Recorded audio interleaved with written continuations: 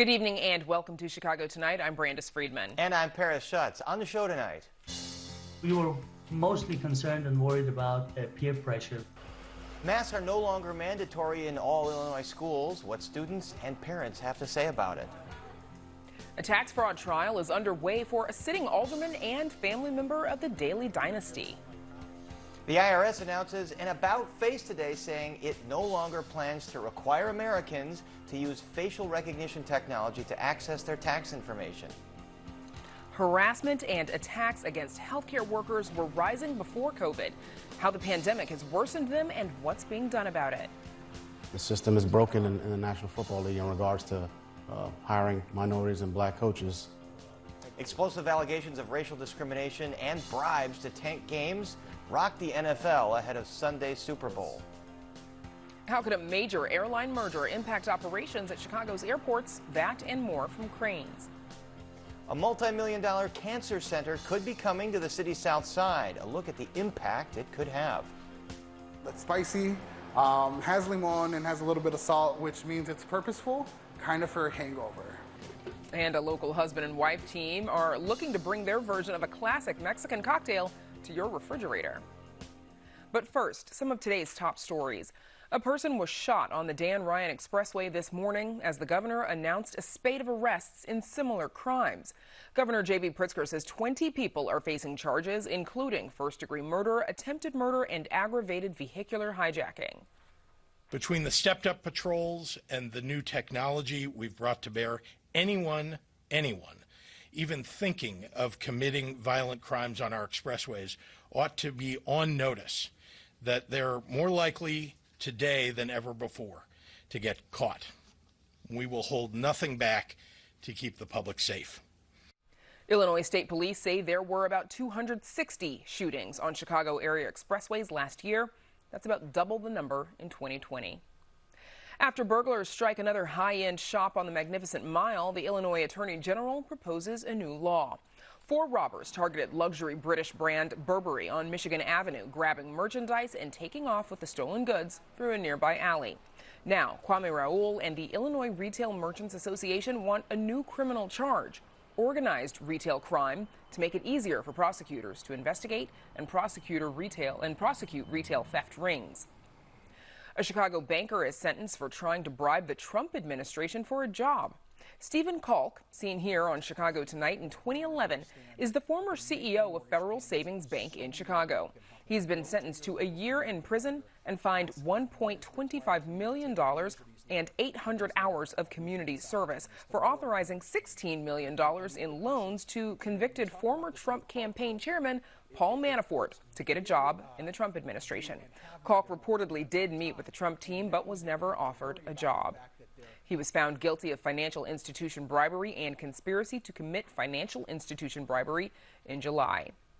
Up next, mask confusion in schools all over the state. Stay with us for the latest.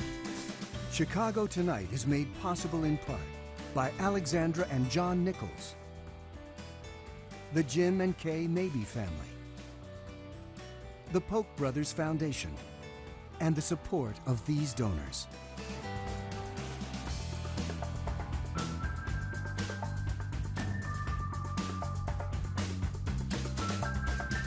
Masks are no longer mandatory in all Illinois schools. That's after a court ruling late Friday suspended that statewide rule, causing school leaders and families to scramble. Amanda Vinicky joins us now with the latest. Amanda, how are state officials responding to this?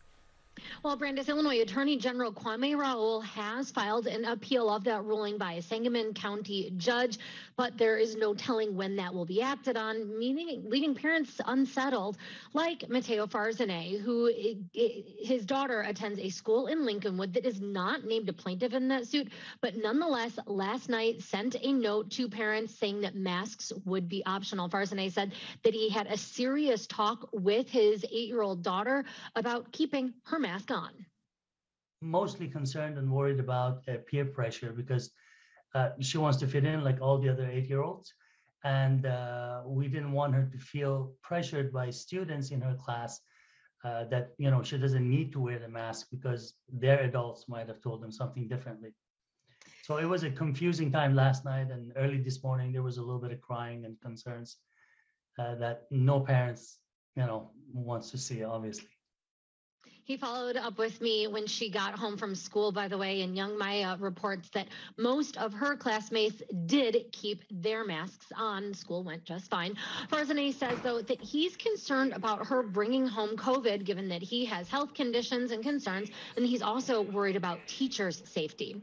Friend high school senior Grace Camp-Buckles had been wearing a mask all year. She says it does make it hard to hear the teacher, and you can't read their lips when you're having a hard time hearing. So today, when she was given the choice, she didn't wear one. She says that made her the target of a classmate who warned that he didn't want anyone getting near him, and then she says he went after her. And he aggressively goes, "You, especially you." And I go, and I like freak out for a second. And then he pulls out a knife and then he points it at me and he says, "You." And I'm freaking out. And he literally goes like this with a knife with me. And I'm freaking out. And I immediately go get my teacher because that was scary. And I noticed when I looked around, I was the only one not wearing a mask. And that's why he targeted me. She says the school dealt with it well. She does plan to press charges. And this is the first time that it has come to violence. But she says that the mask argument and debate has everyone on edge. Definitely everyone has strong opinions. There's so much hatred in our school. It's everywhere. You get judged if you're wearing a mask. You get judged if you're not wearing a mask. It's absolute chaos at school. It's just hatred on hatred, just people bullying each other based on their freedom and their decision. It's terrible. Everyone is experiencing this and everyone is involved.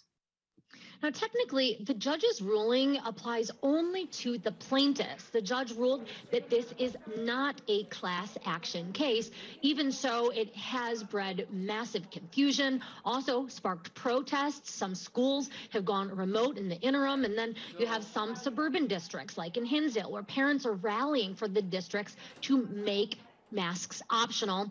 At St. Viator, and that's at Catholic High School in Arlington Heights, masks are still required, but the district says about 5% of the student body showed up today not wearing one. And then they had a conversation with the president about that. Afterward, some students put on face coverings, others chose to go home.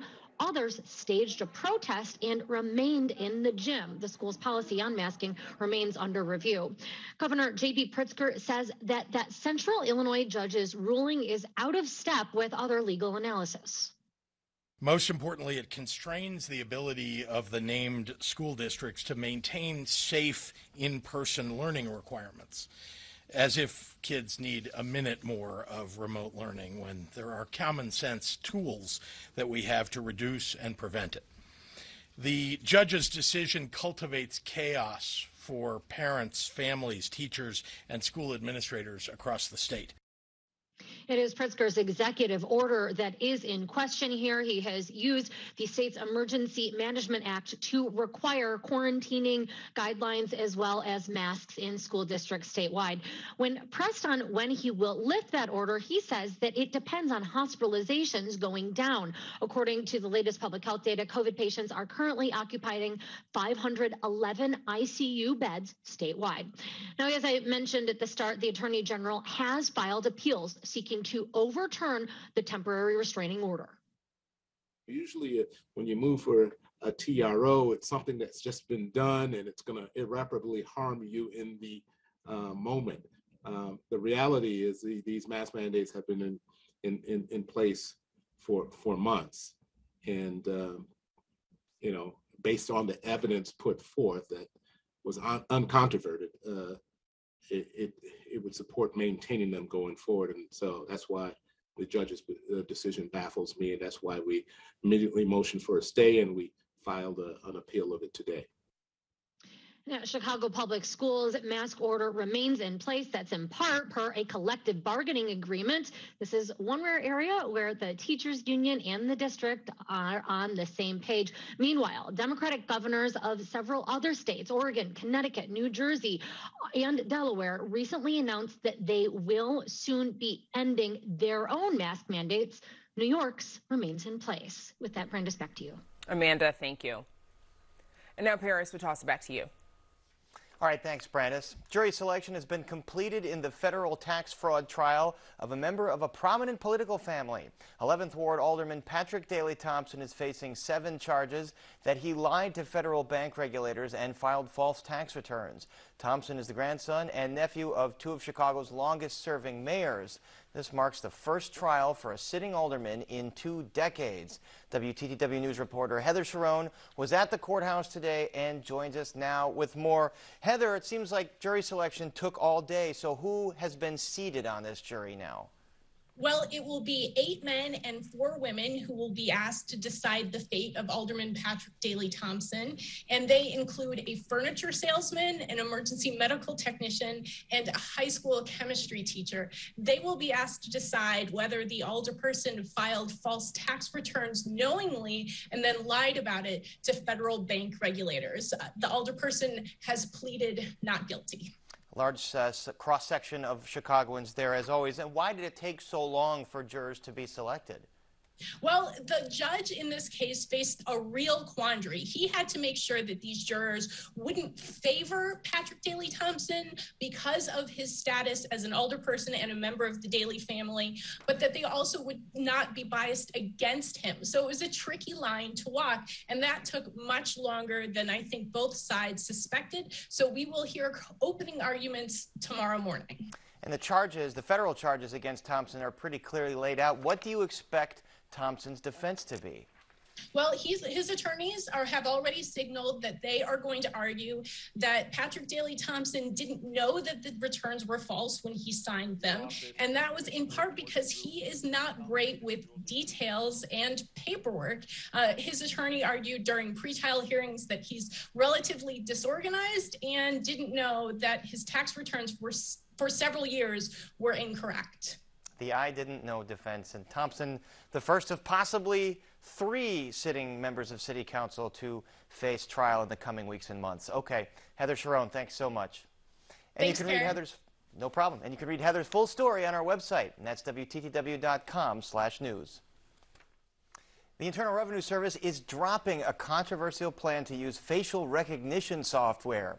The IRS announces today it will transition away from using the service ID Me, which would require users to submit a video selfie in order to prove their identity and access online tax information. The plan faced heavy criticism, with opponents citing privacy and equity concerns, as well as issues over data vulnerability. In a statement announcing the decision, the IRS says it, quote, takes taxpayer privacy and security seriously, and we understand the concerns that have been raised. Everyone should feel comfortable with how their personal information is secured, and we are quickly pursuing short-term options that do not involve facial recognition. And joining us with more on concerns over the software and what the implications of the technology could be if used by other entities are Edwin Yanka, Director of Communications and Public Policy at the American Civil Liberties Union of Illinois, and Christian Hammond, a computer science professor at Northwestern University. Welcome, both of you, back to Chicago tonight. Ed Yanka, first of all, why do you think the IRS late this afternoon decided to change course on using this facial recognition software? Well, I think it was just a bad idea that everybody objected to for one reason or another. But fundamentally, I think at the end of the day, what you see is this effort to move people towards facial recognition and to open up our data to all kinds of intrusions is something that people are going to rebel against at some level. And it turns out, when you think about all of the personal data one shares with the IRS, that may have been the limit for many, many people. And this IRS plan for people to use facial recognition to access numerous services, including file tax returns online, was very controversial. Chris Hammond, is there proof, though, that facial recognition does help in terms of securing people's data and authentication for identification? Well, there's hardly proof. I mean, the technology, the thing that struck me when I first heard the announcement was that the IRS was putting together a repository of incredibly valuable information and putting it behind a wall and saying, come on, try to break it down. And every hacker in the known universe was going to go after it. I mean, just as the facial recognition technology has gotten better, deep fake technology has gotten better. And all of our faces are already out there. And it just was, it was, aside from the fact that the technology is fraught and people are upset, it was just a bad idea from a pure functional point of view. Well, how fraught is your data when you're using facial recognition software in a program like this, stored by a third party here by the government? Ed Yonka. Well, you know, one of the problems is, of course, when it's stored by a third party, you know, there is no regulation, there's no control over it. And certainly we've seen all of the problems that Chris has referred to in terms of people hacking and accessing that data. But the other part of it is, of course, that it is this data that you are sharing with the government for the purposes of revenue and taxes that is now being shared with a third party and made available and vulnerable in that way, that undermines the basic core of what the government is supposed to do to protect us. Chris Hammond, are there other methods that could be more effective and less vulnerable that the IRS could use? Oh, certainly. I mean, for most people, they do multi-factor authentication now. You log in and you get a phone call from the site to see if it's you. So you have to know your user ID, your password, and you have to have a phone which is already associated with the account. You could layer on top of that. I'm going to now ask you 5 questions about where you've lived, what cars you've owned, where you've worked, that I already know about you, and we'll go through that process. So you can have layer upon layer upon layer, including facial recognition if you really want it. But you know, fingerprints are probably a little bit better. It's just that the facial recognition technology, aside from the fact that so many people are angry about it because, in fact, mistakes were made across the board as the technology was being developed, and you got these bias and technologies which really felt racist to begin with. Aside from that, the whole point of mechanisms for protecting you, protecting your data, the whole point is to have things that you aren't already sharing with the world. And if you are using the one thing that you share with the world all the time as a way of stopping people from getting your data, that was a ridiculous idea to begin with. Opening up a new can of worms. Ed Yonka, I want to pick up on that racism part. Why is facial recognition software under scrutiny for race and equity problems? So again and again, one of the things that's been seen as facial technology has been rolled out, even when they claimed it's improved, is that it fails to read the faces of people of color with the same, you know, without mistakes, without errors. You may have seen a few years ago, you know, for example, the famous thing that was done when somebody used one of these systems to run them against mugshots for all the members of Congress. And it turned out you got a number of positive hits, and they happened to be all members of the Black Caucus. There are a number of different places and times in which that is exactly the kind of bias that these systems have exhibited on a small level. Imagine that applied to the entire country. Chris Hammond, you mentioned that facial recognition is being foisted on a lot of folks. How widespread is the use of this, either by public entities or private companies? Well, I mean, there are certainly things like, you know, your phone, facial recognition for your phone. Certainly, some levels of some level of identification when you're trying to get into spaces. And there, there's not a lot of danger to that version, to using the technologies in that way. And I think the important thing here is it's not just, first of all, it's not the technology, it was the data that was used to train it. And the second thing is that the functionality of the technology only, or bad functionality of the technology only matters when it's in an application where that functionality is going to cause trouble or cause inequity. And so on your phone, having it be you've got facial recognition on your phone, that's just not, the bias is uninteresting. That doesn't mean anything. It's just recognizing you and that's it. Facial recognition for getting people into buildings, it's all your employees are there and it's doing that. There are all sorts of really great ways you could use the technology. But you don't want to use it in those places where it's doing that level of protection. And of course, Illinois has a tough biometrics law which prevents the sharing of that kind of facial recognition or other biometric information, which you've both talked about and is a subject for another day. But for now, our thanks to Ed Yanka and Chris Hammond. Thank you. Thanks. And up next, threats facing healthcare workers and efforts to stop them. So stay with us. I come from a people that not only found a way to survive through the most horrific circumstances, but they thrived. I could not save one of the boys of color in my own life. If my family could be exposed to this horror, then really it could happen to anyone. We are truly all in this together.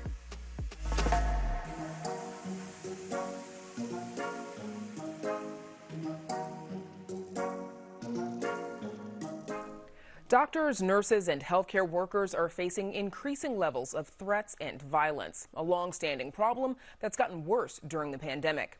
That's the warning from the American Medical Association in a recent op-ed, which notes as many as 38% of healthcare workers face violence during their careers, and people in this field were 50% more likely to be harassed, threatened, or hurt during the COVID-19 pandemic. Joining us now are registered nurse Kristen Perez of the Illinois Nurses Association and Dr. Gerald Herman, president of the American Medical Association. Thanks to you both for joining us. Dr. Herman, let's start with you, please. You recently wrote that op-ed on this issue. How has this problem been exacerbated by the pandemic? Well, good question. It was present before the pandemic. We were already noticing over the period between 2011 and 2018, as you notice in my op-ed, we already had like a 68% increase in violence against healthcare workers before we even had the COVID pandemic. We don't have all the data, but I can tell you we're seeing more and more violence almost daily in our healthcare environment against all types of healthcare workers, physicians, registered nurses, you name it. We're all getting a little more nervous about being assaulted, both physically and verbally, and threatened. So it is a pandemic of violence almost. It is very frustrating for us. We're just trying to do our jobs. I'm sure.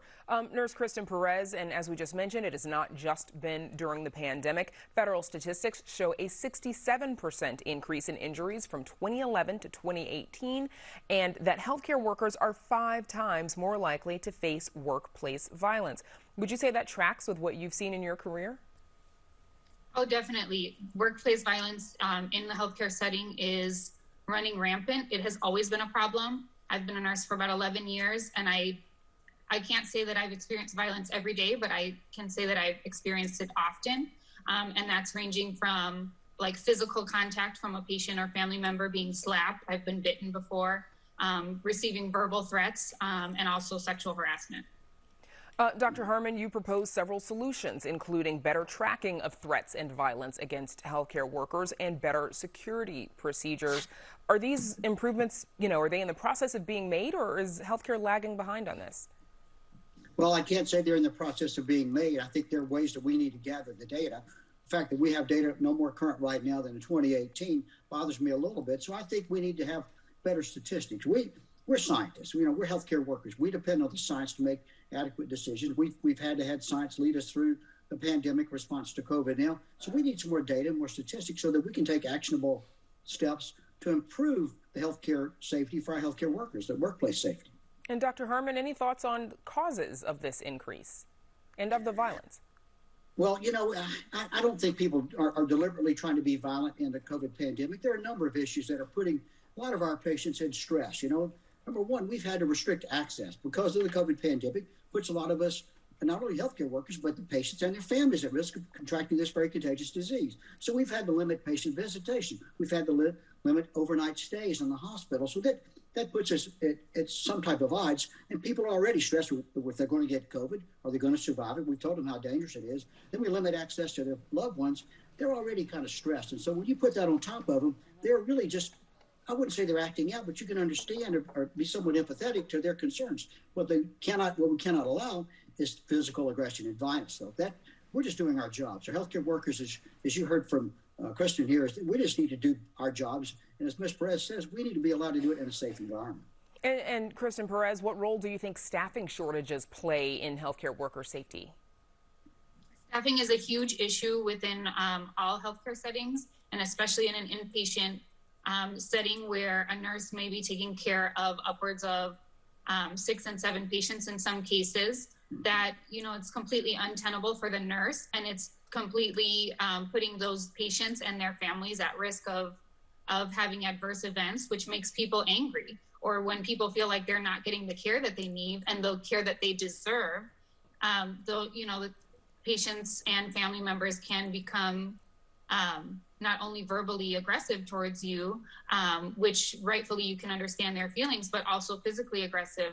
And I can tell you that I have a coworker out right now from my hospital who's been out since August, and he needs a second surgery after an injury he received in the ER from a violent patient. Wow. So when patients are not getting the care that they need and they're not getting their needs addressed in a timely manner, that can be solved with appropriate staffing, which hospital administrators are not doing. And currently we're working on passing safe patient limits laws here in Illinois to hold hospitals accountable to make safe staffing a possibility and something that will protect patients and nurses. And Dr. Harmon, you also note in your op-ed the racial component of some threats and attacks. Healthcare has a troubled history in this respect. The American Medical Association itself apologized some years ago for its history of discrimination. What can the healthcare field do to improve equity and protect people of color? Well, in 2020, the AMA recognized increasing violence against healthcare workers as a public health threat. And then last year, House of Delegates recognized that racism is a public health threat as well. And so we really are already recognizing and putting formal steps in process. We have a health equity plan to address that we put forth this past summer. We also believe that these current acts of them, and some of them more recently, appear to be addressed with a racial component and or an ethnic component and the targets of some of these various neo-Nazi type groups. That's unacceptable. We need to address that and immediately take steps to prevent that against our healthcare workers. They don't deserve that. As you heard from Kristen, this is our job. We have to do it, and we have to be allowed to do it in a safe manner. We need to be there for the patients and for their families. We're trying our best to be part of the solution. And before we run out of time, Kristen, on that note, what sort of toll do these threats and attacks take on healthcare workers, especially at a time when we know you all to be maxed out? Yeah, definitely COVID is making us completely, on the edge and close to falling off the cliff in some ways, both physically and emotionally. And I can say that for myself and for so many of my coworkers that we are hanging on by a thread in so many ways. And an act of violence or a threat towards you, it could be the one thing that makes you walk away from your career as a nurse or from giving bedside patient care. And I've seen that all too much during this pandemic and prior to, of people walking away because of those reasons, because of the risk to their health and safety and it not being addressed appropriately by hospital administrators. All right, and we thank you both for the work that you do. Best of luck to you, Nurse Kristen Perez and Dr. Gerald Harmon. Thanks for joining us. Thank you. Thank you. And now, Paris, back to you. Thanks, Prentice. And still to come on Chicago Tonight, the former head coach of the Miami Dolphins files a class action lawsuit alleging racist hiring practice in the NFL. Plus, how that controversy could impact the race for Chicago's casino. That and more business headlines from Cranes. A look at the University of Chicago Medicine's proposal to build a $633 million cancer care facility on the city's south side. That's spicy, has limon, and has a little bit of salt, which means it's purposeful, kind of for a hangover. And a local husband and wife team is looking to bring their version of a classic Mexican cocktail to your refrigerator. But first, some more of today's top stories. Chicago's carjacking task force is adding more staff to have 24-hour coverage. The mayor and Chicago's police superintendent are announcing the new focus on arresting carjackers after more than 1,400 carjackings were reported last year. Chicago police said half of carjacking arrests are children under 18 and some as young as 11. Mayor Lori Lightfoot says she believes there's a correlation between remote learning and carjackings. A lot of parents went to work during the day thinking their teenagers were logged on for remote learning only to find something else. And I asked, is there some new market for stolen cars? And unfortunately, the answer was no, that for many of these kids, some of whom had no prior involvement in the criminal justice system, this was pure boredom. Meanwhile, the Chicago Teachers Union pushes back against that assertion by the mayor. In a statement, CTU says, quote, "Every child in our public schools in Chicago deserves an apology from the mayor today, who claimed with zero evidence that there was a correlation between remote learning in 2020 and an increase in carjackings. To suggest that our students are somehow disproportionately responsible for these crimes is precisely the kind of scapegoating and smear tactics Black and brown students and adults have had to contend with in any discourse about crime for generations." Bears fans have high hopes with a new coach and general manager, so hang on your wallet. The team is also raising prices. The Bears say season ticket holders will pay 6% more because of the addition of a regular season home game. There were 8 regular season games and 2 preseason games last year. In 2022, season ticket holders will buy tickets for 9 regular season games and only 1 preseason game. The team says the increase is also due to, quote, variable pricing, which makes more desirable games more expensive. That policy has been in effect since 2016. And now back to Brandis for some of today's top business headlines. Brandis. Paris, thank you. 2 low-fare airlines announced a multi-billion-dollar merger. The controversy over the Miami Dolphins may have an impact on the race for Chicago's casino. And if you're in the hunt for a multi-million-dollar home, well, I'm sorry to say, 3 local listings are now off the table. Here to go behind the headlines is Crane Chicago business editor Ann Dwyer. Ann, we'll get to the multi-million-dollar houses in a bit. But first, low-fare airlines Spirit and Frontier are announcing plans to merge, and that would make it the 5th largest domestic airline. Will this impact operations at O'Hare or Midway at all?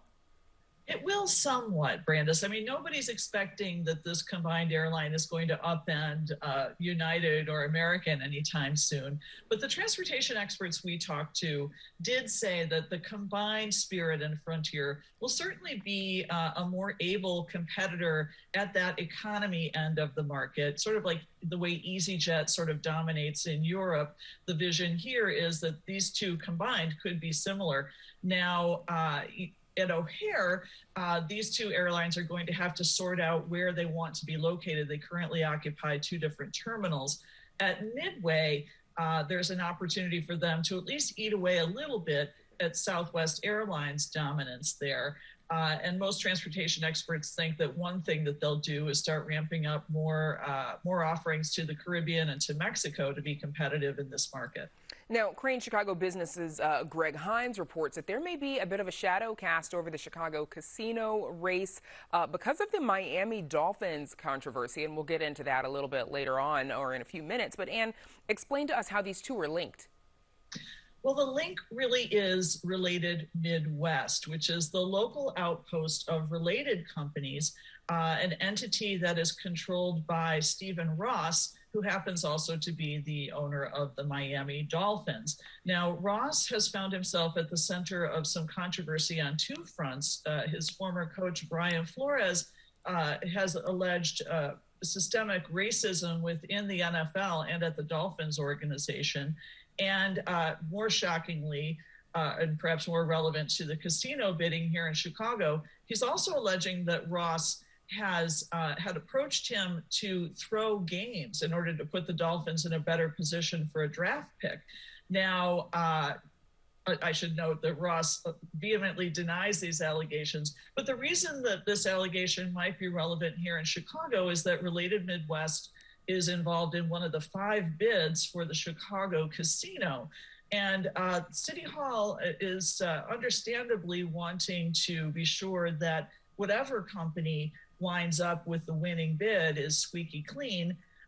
They are saying so far that every bidder... Well, I was just going to jump in and say, obviously, a lot more to keep an eye on there. And before we run out of time, I want to talk about these 3 local multi-million-dollar homes that are now off the market. Neither you nor I bought them. We should probably make that clear. Yes. But they came off the market without ever even hitting the market. Tell us about these homes briefly and the demand for that market share. It just basically tells us, Brandis, that the highest end of the Chicago housing market is continuing to be on fire. We're talking about locations at number 9 Walton Street, a location in Lincoln Park on Orchard, and another one on Mohawk. All of these locations are high-end homes that sold near $9 million without even being listed. So that is just a sign that this end of the market, at least despite all the doom and gloom that you often see about Chicago, people who can afford to spend at that level are putting down their money to invest here. Yeah, somebody's doing okay. Ann Dwyer at Cranes, thanks so much for joining us. Thanks, Brandis. And now to Paris with more on the controversy over hiring practices in the NFL. Paris.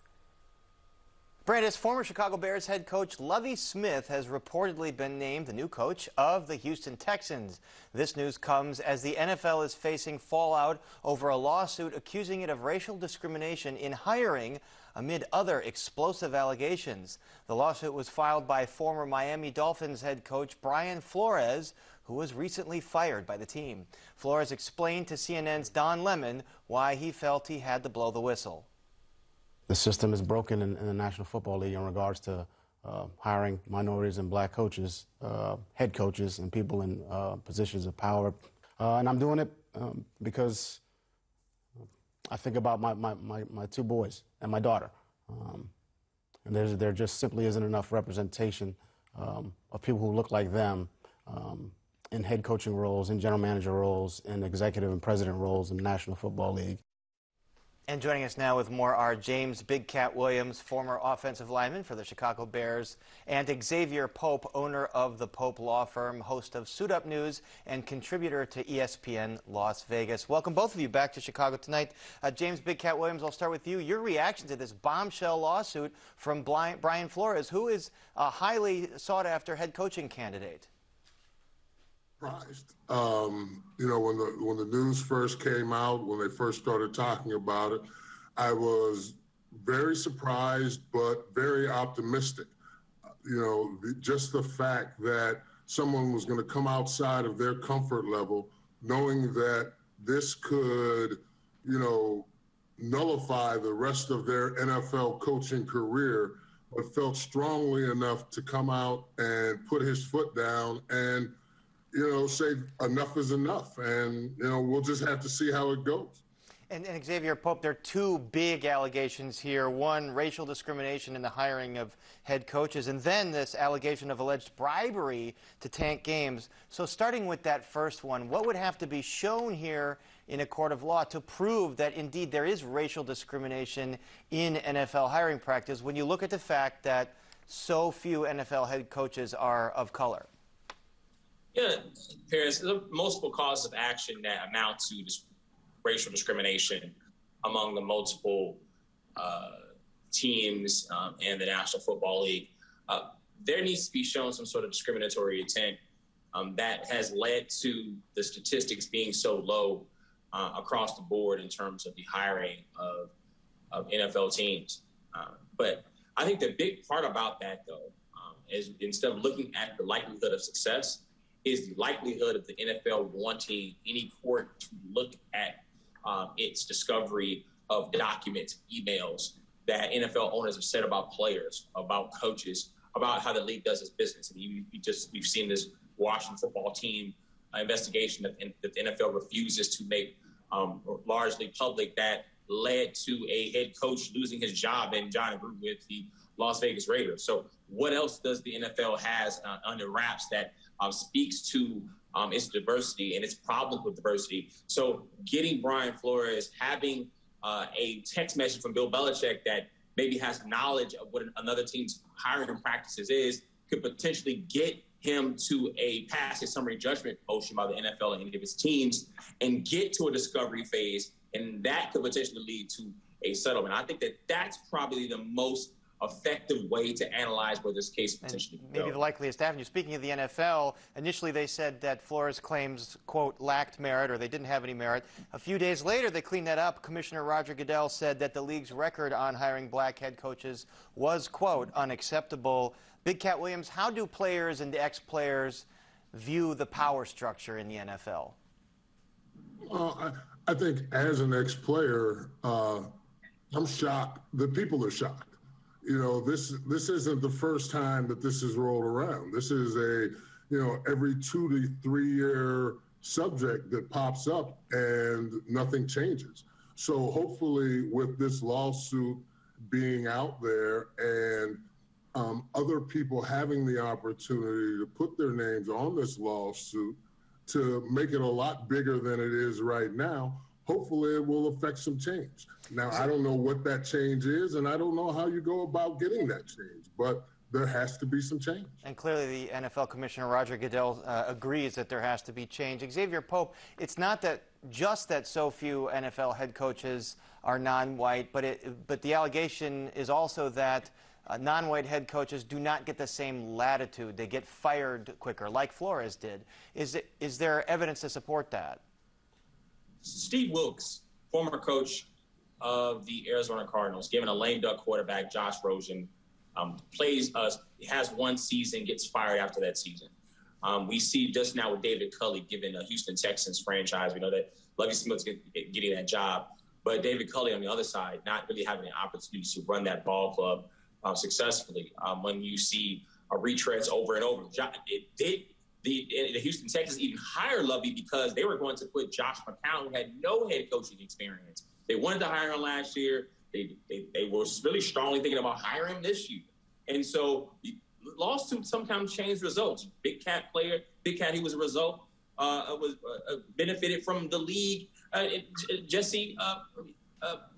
Reggie White, but rather suing the National Football League for free agency. And then Johnny Cochran suing to get the Rooney Rule in place right there in the first place. So lawsuits move along and make things happen in the National Football League. And that's just what it's all about. And I want to pick up on that Rooney Rule, and that's the rule that teams have to interview at least 2 coaching candidates of color before they make a hire. Big Cat Williams, why hasn't that worked to increase diversity among head coaches? In my opinion, it's just a box for them to check now. They can bring a couple minority coaches in, say we talk to them, and check that box. And in their opinion, that makes everything okay. Things aren't going to change as far as the Rooney Rule goes until the higher ups make a decision to make changes, the people that own the organizations. And, right now, it's a good old boys club. And those are the people that are invited into the club. And the other bombshell in this lawsuit by Brian Flores is that his former owner of the Dolphins, Stephen Ross, offered him $100,000 per loss if he would tank the season so they could get a higher draft pick. Let's take a look at that. To hear that,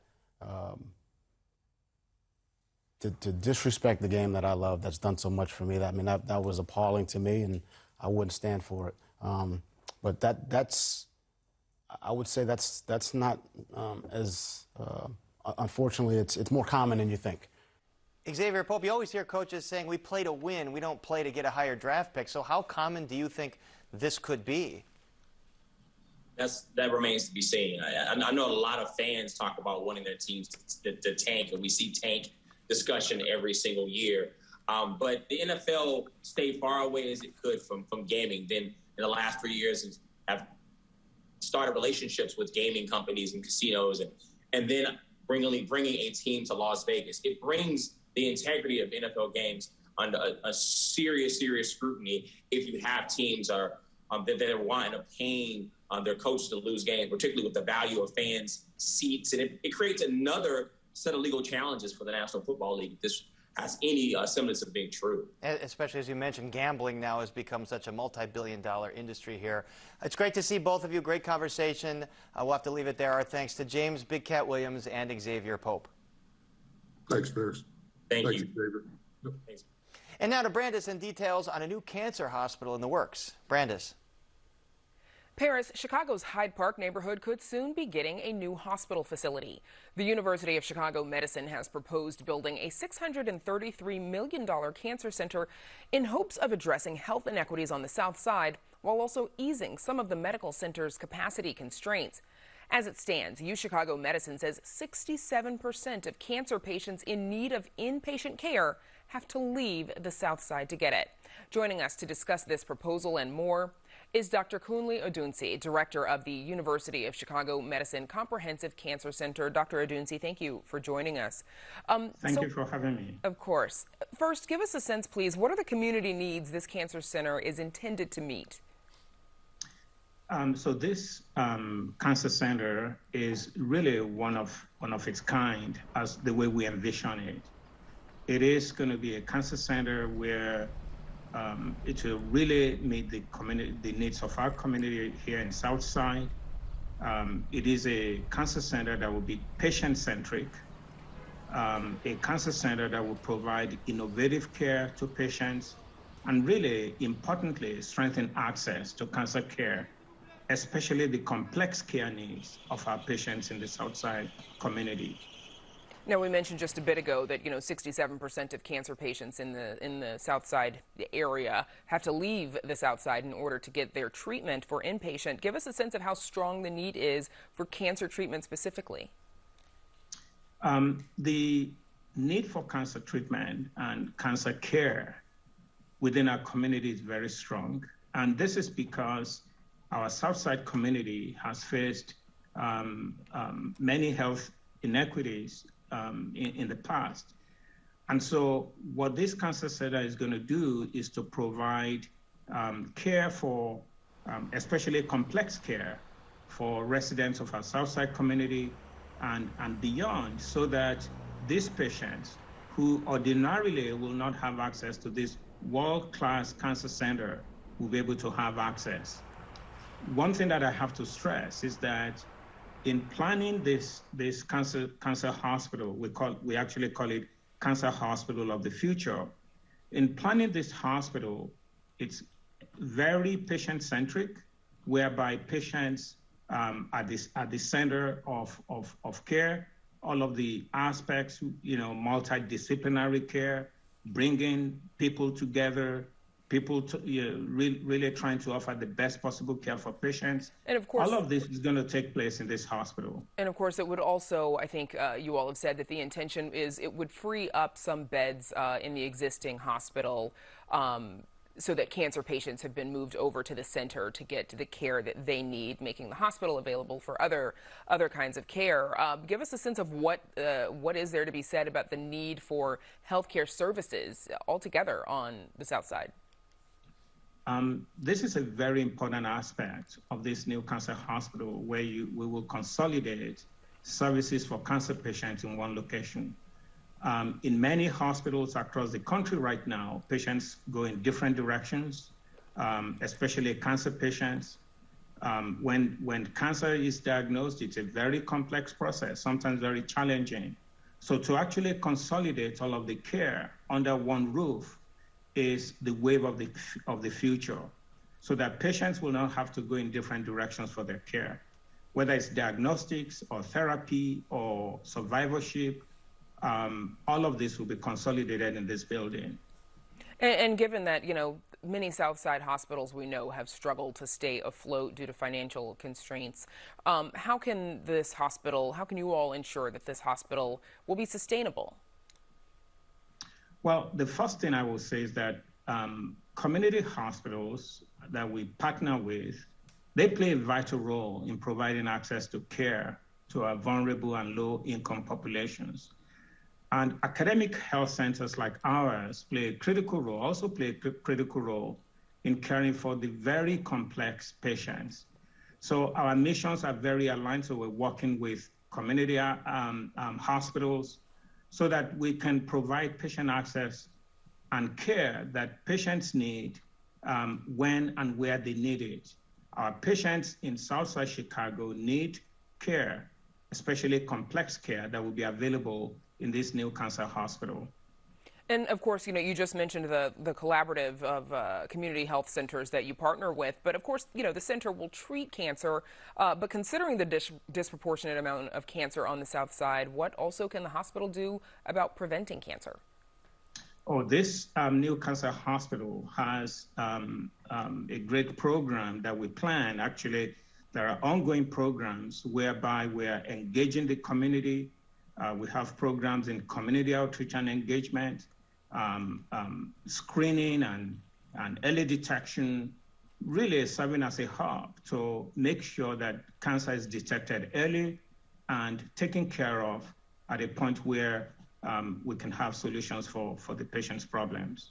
And before we let you go, Dr. Odunse, where would you say the hospital is in the planning process? What's next? The next big event for us really is what we announced last week, whereby we submitted the CON permission to plan for the hospital, and ongoing planning is in full speed to try and come up with this cancer hospital of the future, a hospital that will have a lot of innovation, patient-centric, and really caring for our community needs in terms of trying to reduce the impact of cancer on our Southside community population. And I think your team has said that if all goes according to plan, it could be open in 2026? Yes, if all goes according to plan, which we hope it will, we're hoping it opens in 2026. All right. Again, we're working hand in hand with our community. We're engaging our community, and we've had very broad support of this community regarding this hospital. Okay, and best of luck to you, Dr. Kunle Odunse. Thank you so much for joining us. Thank you. Thanks for having me. Up next, meet a husband and wife duo and their take on a classic Mexican cocktail. But first, a look at the weather.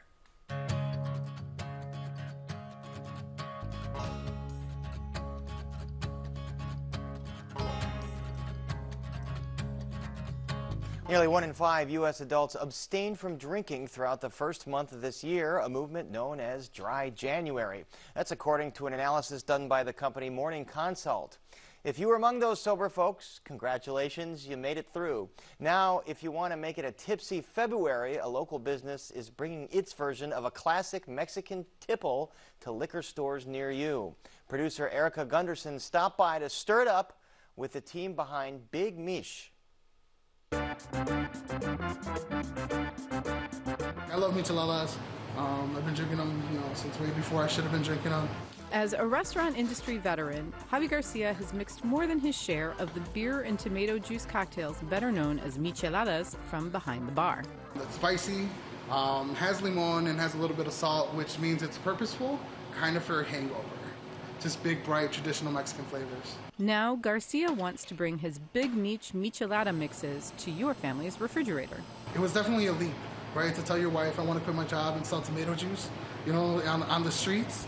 Garcia says years of restaurant work had him ready to mix it up professionally. With his wife Natalie's encouragement, he quit his job in 2017 and used his last paycheck to start hand blending micheladas in their basement. And I bought all the mason jars they had at Menards, and I went to Costco and I bought all the limes they had at Costco, and we invested all the $600, and we tried to prove concept. And that first weekend we made $1,000.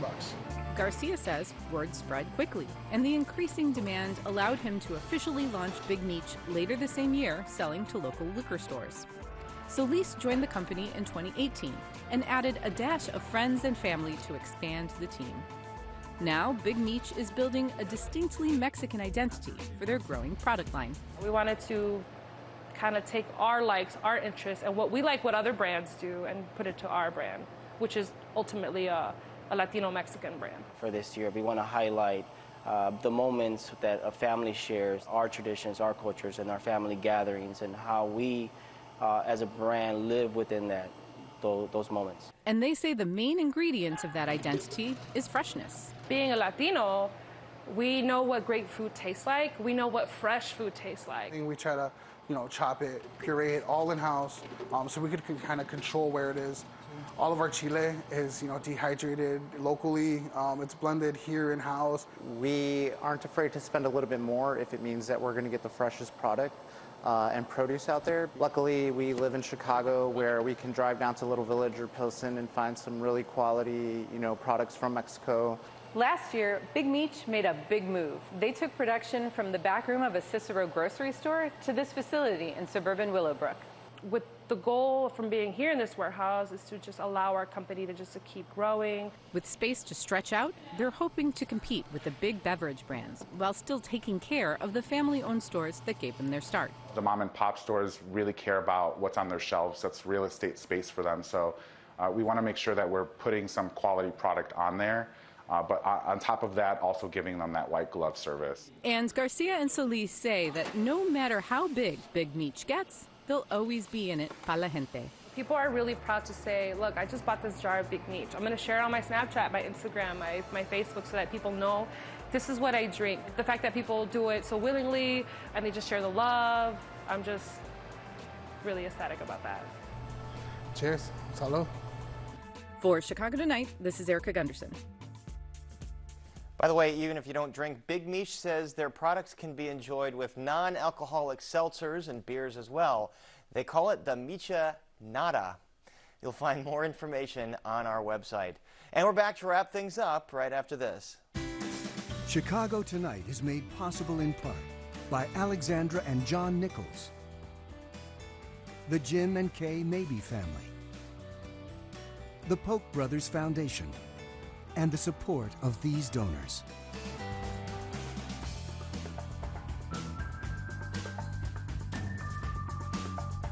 And that's our show for this Monday night. Please join us tomorrow night live at 7.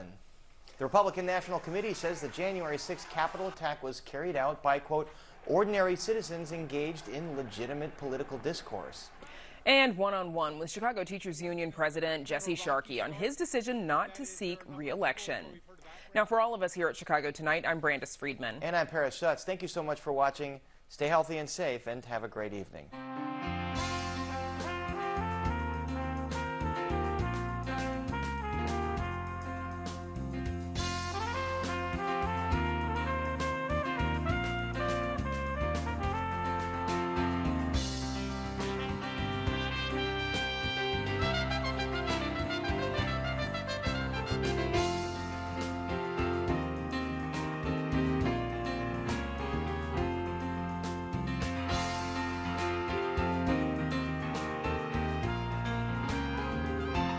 Closed captioning is made possible by Robert A. Clifford and Clifford Law Offices, a Chicago personal injury and wrongful death firm that supports free educational initiatives in the legal profession.